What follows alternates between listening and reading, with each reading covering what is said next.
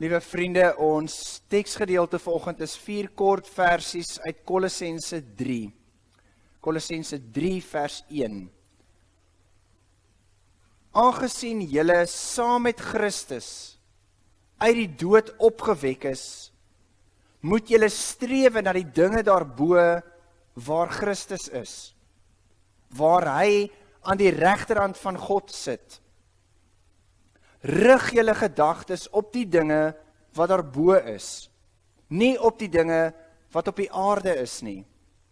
Want julle het gesterwe en julle lewe is saam met Christus verborge, weggesteek in God.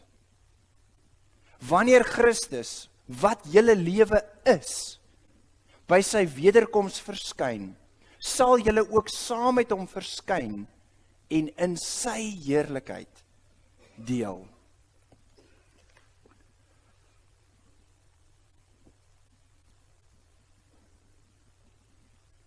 Liewe vriende, hoe dink jy oor jou lewe?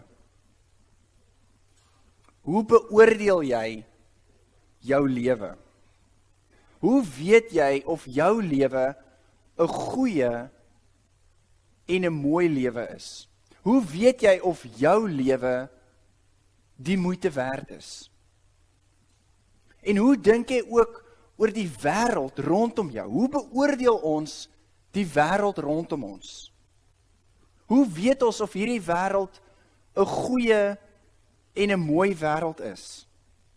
Watter dinge in hierdie wêreld maak die lewe vir ons die moeite werd? Ons weeg soms ons lewe op 'n skaal. Ons weeg die goeie dinge in ons lewe teen die slegte dinge in ons lewe. Ons weeg die mooi dinge in die wêreld teen die lelike dinge in die wêreld. En party dae dan weeg die goeie en die mooi dinge swaarder en dan voel ons hierdie lewe is die moeite werd om geleef te word. Maar ander dae dan weeg die slegte en die lelike swaarder. En dan voel ons dat die lewe is te swaar vir ons. Dan voel ons dat ons nie kans sien vir hierdie wêreld waarin ons leef nie, want daar is net te veel slegte en lelike dinge. Paulus skryf vir mense in Kolosse en hy sê vir hulle dat hulle 'n groot fout maak om hulle lewe te weeg op so 'n skaal. Om hulle lewe te weeg op 'n skaal tussen goed en sleg. Om die wêreld te weeg op 'n skaal tussen mooi en lelik. Paulus skryf vir hulle en hy sê vir hulle, julle moet heeltemal anders dink oor julle lewe. Julle moet heeltemal anders dink oor hierdie wêreld waarin julle leef. As julle wil weet of hierdie lewe die moeite werd is, dan moet julle nie die goeie en die slegte dinge, die mooi en die lelike dinge teen mekaar opweeg nie, maar dan moet julle dink aan Jesus, wat alles wat sleg en lelik is, oorwin het. Om die goeie en die slegte dinge in ons lewe teen mekaar op te weeg, is natuurlik 'n baie gevaarlike ding. Want wanneer jy die goeie en die slegte in jou lewe teen mekaar opweeg, kan dit baie maklik 'n verskoning vir sonde word. Dan kan dit so maklik raak dat ek sê, ja, ek doen nou wel dit en dit en dit, wat nou nie seker so goed en so mooi is nie, maar ek doen darm ook dat en dat en dat, wat darm bietjie beter en bietjie mooier is. En so kan die skaal maklik 'n verskoning vir my sonde word. So kan ons baie maklik aanhou met ons ou sondige lewens. Maar Paulus sê nee, dis onmoontlik. Want ons is nie meer daardie ou sondige mense nie. Ons het saam met Christus gesterf en ons het saam met Christus opgestaan en dit beteken dat ons heeltemal nuwe mense is. So as ons wil weet wie ons is, as ons wil dink oor ons lewe, dan moet ons daaraan dink, dat ons lewe is klaar, saam met Jesus, weggesteek, binne in God. En daarso, by Jesus, binne in God, daarso, is daar geen plek, vir enige iets, wat sleg en lelik is nie. Daar by God, is daar geen plek, vir haat, vir wrokke, vir jaloesie, vir gierigheid, vir selfsug nie. Daar's geen plek vir liefdeloosheid, vir onvergewensgesindheid nie, want Christus het dit reeds alles oorwin.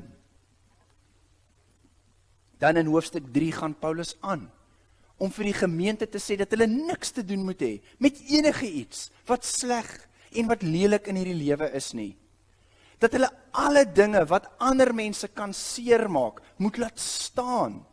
Dat hulle net met liefde en met vergifnis teenoor mekaar moet leef. Dat hulle meelewend, goedgesind, nederig, sagmoedig en verdraagsaam met mekaar moet wees, want hulle is reeds nuwe mense in Christus. Omdat ons wat gedoop is, omdat ons saam met Christus gesterf het en opgestaan het, daarom is ons nuwe mense. En as ons wil weet wie ons is, as ons wil weet wat ons moet doen, as ons wil weet hoe ons moet leef, dan moet ons nie dink aan onsself nie. Dan moet ons nie ons goeie dade en ons slegte dade teen mekaar opweeg nie, maar dan moet ons dink aan Jesus. Daar waar die opgestane Jesus nou aan die regterhand van God sit, want ons lewe is daar, saam met Jesus, weggesteek, binne in God self. Nou interessant, vandag is mense nie meer so opgewonde oor die sinnetjie in die geloofsbelijdenis wat sê, ek glo in Jesus Christus, en dan bietjie verder af, wat opgevaar het na die hemel, en sit aan die regterhand van God, van waar hy sal kom, om te oordeel. Mense hou nie meer so baie van daai sinnetjie nie. Dit klink so bietjie, asof Jesus daar bo sit, en hy kyk na al die foute wat mense hieronder maak, en eendag sal hy kom om hulle te straf vir al hulle foute. Dit klink amper asof Jesus 'n soort kwaai Vader Kersfees is. En hy sit daar bo en hy kyk na al die goeie dade en al die slegte dade, en dan eendag as hy kom, dan sal hy vir die wat soet was persente gee, en vir die wat stout was, sal hy straf. Maar dit is glad nie hoe Jesus is nie. Dit is glad nie wat Jesus doen aan die regterhand van God nie. Jesus weeg nie ons goeie dade teen ons slegte dade nie. En eendag as hy kom, is dit nie wat hy gaan doen, om die goeie dade te beoordeel teenoor die slegte dade nie. Om daar volgens te besluit wat hy nou met ons wil maak nie. Nee. Jesus het deur sy opstanding alles wat sleg en wat lelik en wat stikkend is in hierdie wêreld oorwin. En dit wat stikkend is, kom heel maak, kom herstel. En wanneer Jesus kom om te oordeel, dan kom hy om daardie dinge wat stikkend is, reg te maak, om die stikkende wêreld heel te maak, om die ou aarde nuut te maak.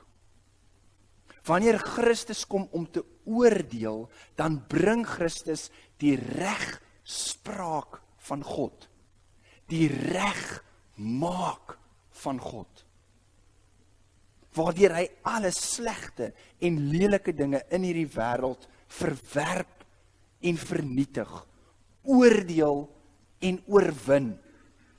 En so maak Christus die wêreld heel en goed en mooi. Maar nou sê Paulus, as ons nou wil weet wie ons is, as ons nou wil weet hoe ons vandag moet leef, dan moet ons dink aan Jesus, wat sit aan die regterhand van God, wat sal kom om te oordeel, wat sal kom om die aarde heel en goed en mooi te maak, want ons is reeds daar saam met Christus. Omdat ons saam met Christus gesterf het en opgestaan het, is ons Christus se medewerkers, wat saam met hom die wêreld heel en goed en mooi moet maak. Omdat ons saam met Christus gesterf het en opgestaan het, is ons God se beelddraers, God se verteenwoordigers op aarde, wat saam met God moet heers oor die skepping, moet sorg vir die mense, moet sorg vir die aarde, soos wat God reg aan die begin bedoel het, dat die mens moet doen. So as jy wil dink oor jou lewe, as jy wonder of jou lewe 'n goeie en 'n mooi lewe is, moenie nou kyk my goeie dade vandag teen my slegte dade vandag. Moenie so daarna kyk nie. Maar kyk na die begin en na die einde van jou lewe. Want aan die begin het God jou geskep. Het God jou gemaak in sy beeld. As 'n verteenwoordiger van God, wat saam met God moet heers oor die skepping, moet sorg vir die mense en moet sorg vir die aarde. En aan die einde by Christus se wederkoms sal jy saam met Christus heers oor God se nuwe wêreld. Dan sal jy 'n medewerker wees van God se nuwe wêreld, 'n verteenwoordiger van God op aarde, die beeld van God. Maar daardie begin en daardie einde is nou reeds waar, sê Paulus. Jy is dit al klaar. Jy is al klaar die beeld van God. Jy is al reeds 'n verteenwoordiger van God op aarde. Jy is reeds 'n medewerker van God se nuwe wêreld. Nou mense sal dit miskien nie kan sien as hulle net so na jou lewe kyk nie. Miskien sal jy dit self nie eers kan raai as jy jou goeie dade weeg teen jou slegte dade nie. Jy sal dit nie kan dink as jy self jou lewe beoordeel nie. Maar jy is nie die oordeel oor jou lewe nie. En ander mense is ook nie die oordeel oor jou lewe nie. Christus alleen sal kom om te oordeel. En Christus maak van jou sy medewerker, sy verteenwoordiger, sy beeld. Christus doen dit. Dit is wie jy is volgens die oordeel van Christus. Dit is wie jy is, nie omdat jou goeie dade swaarder weeg as jou slegte dade nie, maar omdat Christus gesterf het en opgestaan het, en alles wat sondig en boos en verkeerd en stikkend is in hierdie wêreld, oorwin het. Ook alles wat boos en sleg en stikkend is in jou lewe. En omdat jy saam met Christus gesterf het en saam met Christus opgestaan het, daarom sal alles wat verkeerd en sondig en stikkend is in jou lewe nie aan die einde die oorwinning behaal nie. Maar dit wat goed en dit wat mooi en dit wat reg is, sal ook in jou lewe oorwin.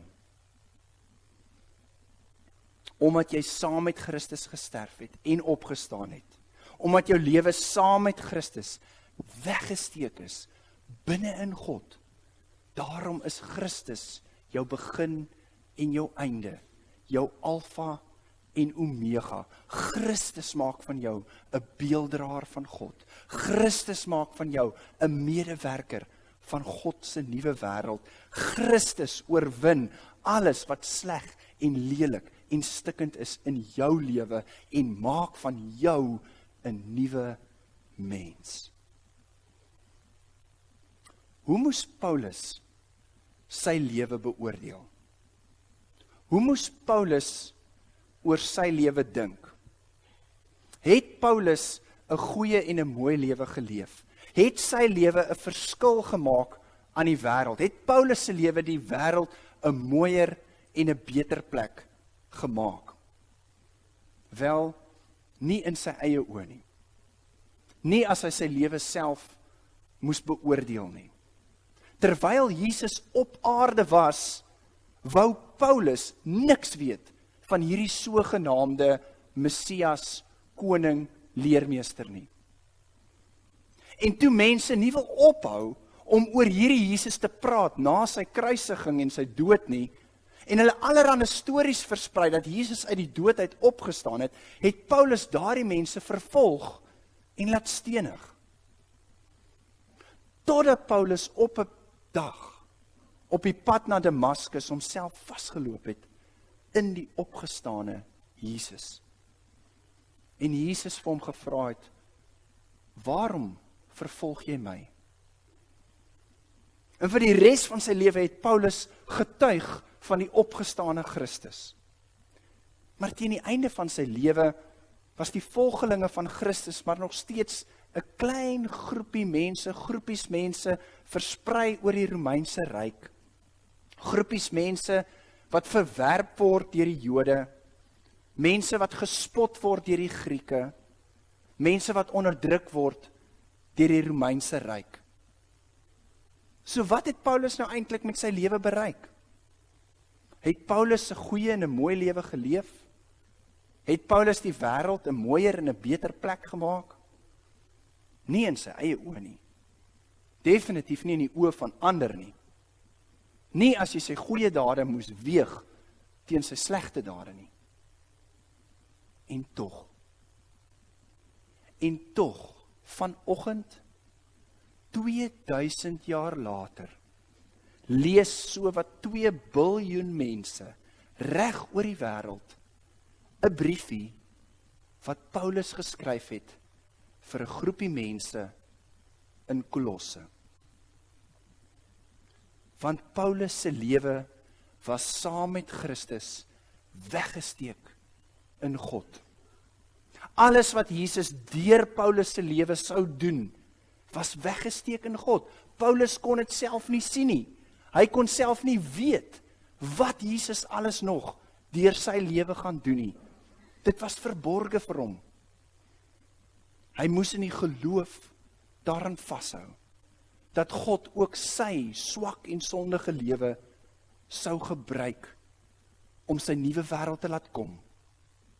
En daarom in 1 Korintiërs 15, nadat Paulus 'n lang hoofstuk geskryf het, waarin hy getuig van die opstanding van Christus, dan sluit hy af met hierdie volgende versie. Hy sê, daarom, omdat ons al hierdie dinge weet oor die opstanding van Christus uit die dood, en dat ons saam met hom sal opstaan, daarom, wees standvastig, onwankelbaar, altyd oorvloedig in die werk van die Here, omdat julle weet, dat julle inspanning in diens van die Here nie te vergeefs is nie. Dit maak nie saak hoe klein, hoe nietig en gebroke ons lewens is nie. Dit maak nie saak hoe ons self ons lewe beoordeel of ander dit beoordeel, wat mense daarvan dink nie. Die opstanding van Christus beteken dat ons lewens nie te vergeefs is nie. Want die opgestane Christus gebruik ons lewens in diens van God se nuwe wêreld, selfs al sien ons nie nou die eindresultaat nie. Ons lewe, ons ware lewe, is saam met Christus weggesteek in God. En dit beteken dat die begin en die einde van ons lewe strek soveel verder as wat ons kan sien. Die begin van jou lewe is nie die dag wat jy gebore is nie, en die einde van jou lewe is nie die dag wanneer jy sterf nie. Jou begin en jou einde is saam met Christus weggesteek in God vir ewig en altyd. Amen.